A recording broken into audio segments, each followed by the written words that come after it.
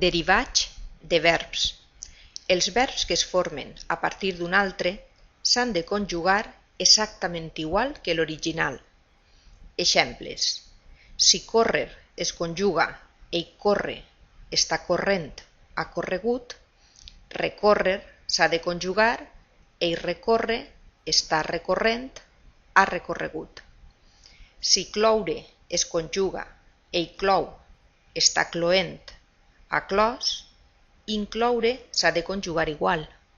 Ell inclou, està incloent, ha inclòs. Per influència del castellà, a vegades conjuguem malament alguns d'estos verbs i diem, per exemple, recorrit en compte de recorregut o incluït en compte d'inclòs. Quan trobem un verb format a partir d'un altre, el que hem de fer és conjugar primerament l'original i després afegir el prefix. Encara que el resultat ens resulti estrany per culpa del castellà, estarà bé. Vegem alguns exemples.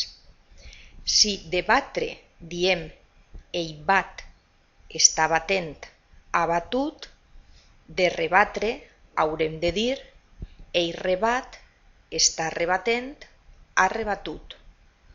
Si de fondre diem ell fon, està fonent, ha fos, de confondre haurem de dir ell confon, està confonent, ha confós. Si de rompre diem ell romp, està rompent, ha romput, d'interrompre haurem de dir ell interromp, està interrompent, ha interromput.